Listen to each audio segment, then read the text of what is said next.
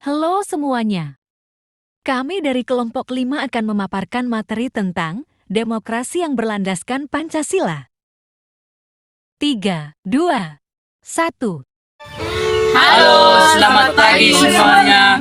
Kami dari mahasiswa Universitas Timor, Fakultas Pertanian, terkhususnya program studi agroteknologi. Di sini kami akan memaparkan materi dengan judul Demokrasi yang berlandaskan Pancasila untuk memenuhi tugas mata kuliah Pendidikan Kewarganegaraan. Sebelum kami memasuki pada materi, izinkan kami memperkenalkan diri terlebih dahulu.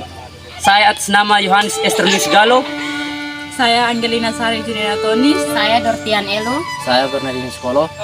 Itu saja perkenalan singkat dari kami. Langsung saja kami memasuki pada materi.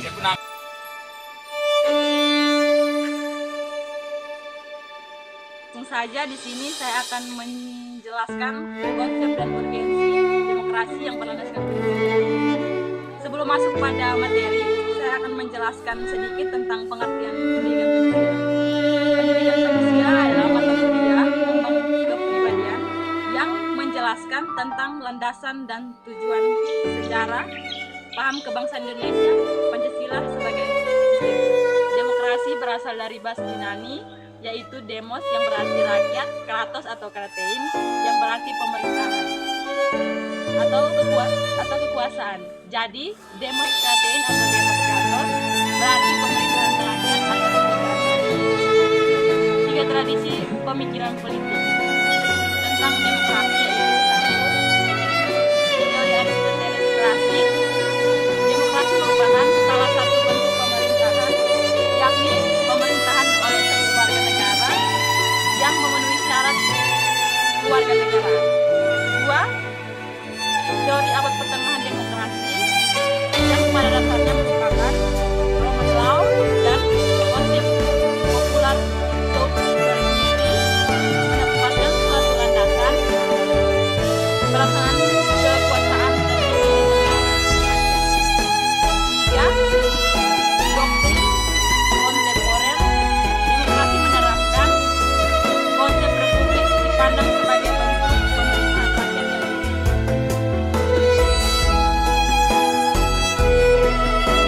Baik, di sini saya akan melanjutkan materi yang sebelumnya sudah dipaparkan oleh saudari Sari. Materi yang saya bawakan itu proses demokrasi diidentifikasi dalam 4 bentuk.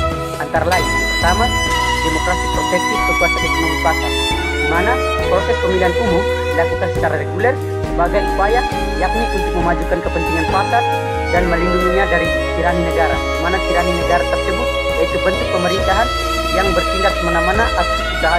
Yang kedua, demokrasi pembangunan. Demokrasi yang ditandai oleh konsepsi atau model manusia sebagai individu yang posesif, yakni manusia yang dikompromikan dengan konsepsi makhluk yang mampu mengembangkan kekuasaan atau kemampuannya. Yang ketiga, demokrasi equilibrium. Penyeimbangan nilai partisipasi dan pentingnya apatisme dengan alasan bahwa apatisme di kalangan mayoritas warga negara menjadi fungsional bagi demokrasi karena partisipasi yang intensif sesungguhnya dipandang tidak efisien bagi individu yang rasional. Yang keempat atau yang terakhir, demokrasi partisipatoris, yakni bahwa kita tidak dapat mencapai partisipasi yang demokratis tanpa perubahan lebih dulu dalam keseimbangan sosial dan kesadaran sosial. Tetapi kita juga tidak dapat mencapai perubahan dan keseimbangan sosial dan kesadaran sosial tanpa peningkatan partisipasi terlebih dahulu. Baik, di sini saya akan melanjutkan sedikit tentang demokrasi yang berlandaskan Pancasila, di mana pemerintahan itu berasal dari rakyat, oleh rakyat, untuk rakyat. Yang pertama dari rakyat itu, di mana pemerintahan itu berasal dari rakyat biasa. Dan yang kedua oleh rakyat, yaitu dia dipilih oleh rakyat. Dan yang ketiga untuk rakyat, di mana pemerintahan dia bekerja untuk rakyat. Tantangan demokrasi yang sering terjadi saat ini, yaitu yang pertama penghargaan terhadap manusia, dan yang kedua kesetaraan terhadap manusia. Perwakilan perempuan terkadang hanya sebagai formalitas saja, dan terkadang hak pilih kita dibeli oleh uang. Sekian.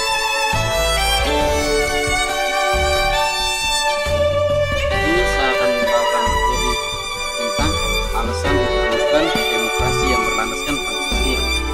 Yang saya ketahui, Pancasila adalah ideologi negara, maka proses demokrasi harus sesuai dengan nilai-nilai Pancasila. Nilai-nilai Pancasila meliputi menjunjung tinggi nilai persatuan dan kesatuan, mengutamakan musyawarah untuk mufakat, menjunjung tinggi nilai kemanusiaan.